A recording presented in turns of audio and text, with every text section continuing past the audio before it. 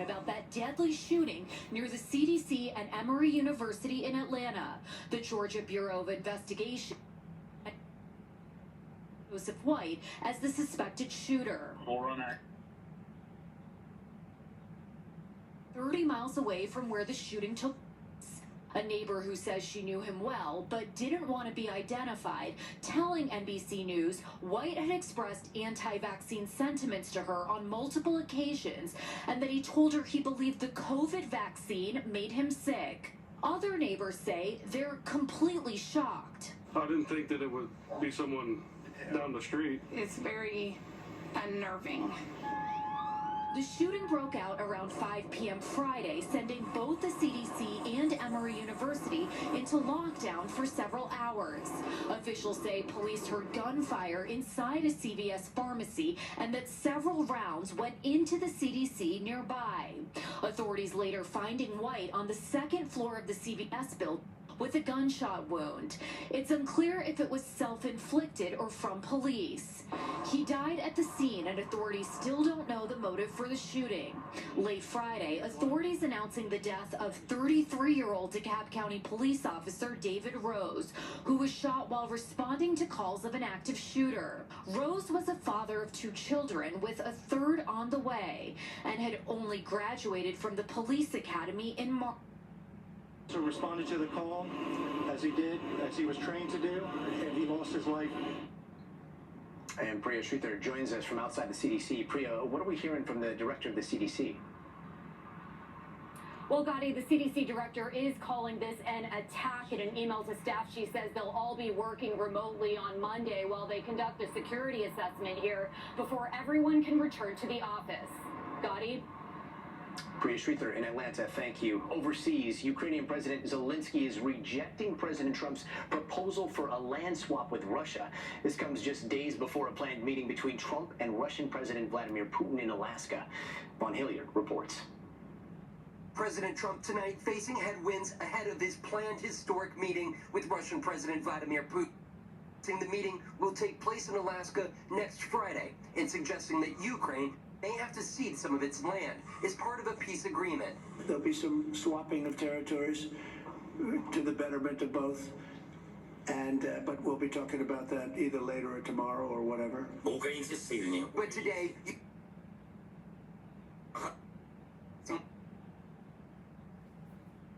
what it has done. Ukrainians will not give their land to the occupiers. A senior U.S. official telling NBC News that top Ukrainian officials met today with Vice President Vance, Secretary of State Marco Rubio, and White House Special Envoys Steve Witkoff and Keith Kellogg ahead of the Trump-Putin meeting to engage on principles of a potential proposal for a ceasefire, including possible security guarantees. NBC News now learning, according to a senior U.S. official and 3 people briefed on discussions, the White House is considering inviting Zelensky to Alaska. The Ukrainian president asserting that any deal between Trump and Putin will achieve nothing without Ukraine at the table and will be dead decisions that will never work. The president, for a second time this year, had set a deadline for Russia to enter into a ceasefire and effectively bring its war to an end. 10 days from today. But last night, that deadline came and went without a mention of any consequence. Instead, the president now set to welcome Putin to the American homeland in what will be Putin's first time on U.S. soil in 10 years, despite his Russian military continuing to kill Ukrainians. Overnight, Russia launching dozens of drone attacks in its continued bombardment. And Von Hilliard joins us live from the White House. Von, if Zelensky were invited to Alaska, mean all 3 presidents are going to appear together?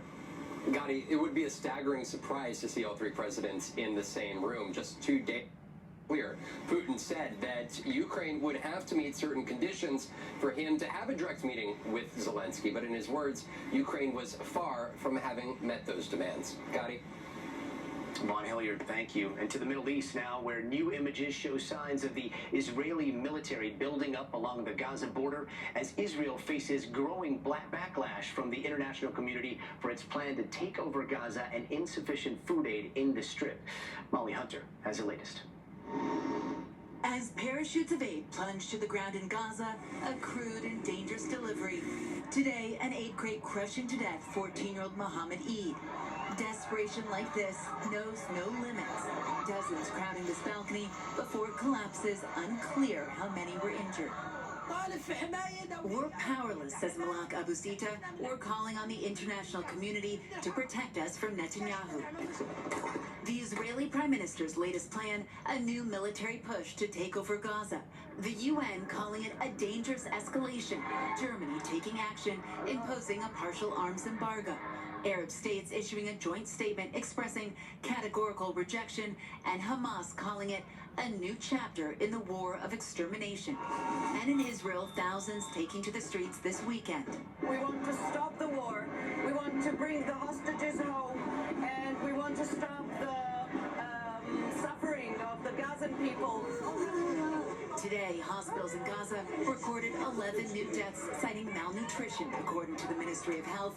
And tonight, in a renewed push for a deal, U.S. Special Envoy Steve Witkoff is in Ibiza, Spain, meeting with the Qatari Prime Minister about a, quote, workable proposal. With a ceasefire on the table, it may delay Prime Minister Netanyahu's military push, but in response to the international outcry, there is a rare UN Security Council emergency session tomorrow morning. Gotti?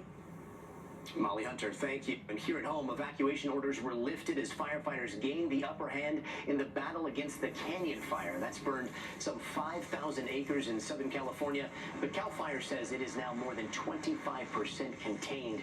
And check this out. Severe storms slammed the plains today in Nebraska. A massive tree crashing down into a house. Thankfully, the person who took that video says she and her family are safe. Meanwhile, supporters showed up at a rally in Texas tonight to protest Republican efforts to redraw the congressional map there, and it comes as officials ramp up a legal battle against the Democrats who fled Texas to try to block that effort. Ryan Chandler reports from Austin. Tonight, the fight to redraw the political map in Texas is escalating.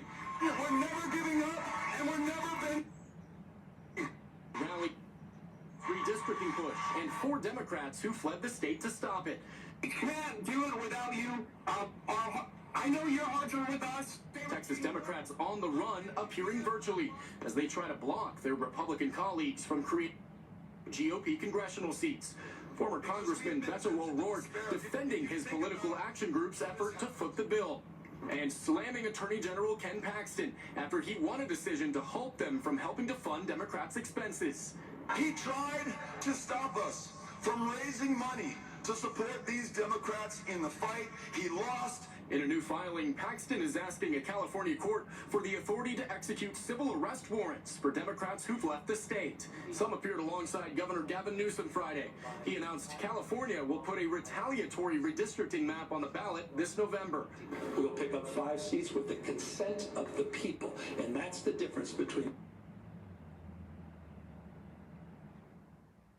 NBC.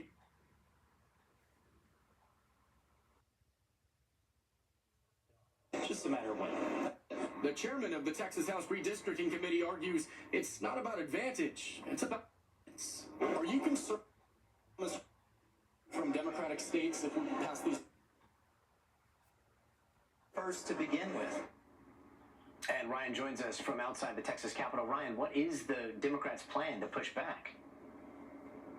Well, all the Democrats I've spoken to in Chicago, Gotti, tell me that they are not coming home until they kill this special session on August 19th. That'll force Governor Abbott to call another one, and he tells me he will call another and another until these maps pass.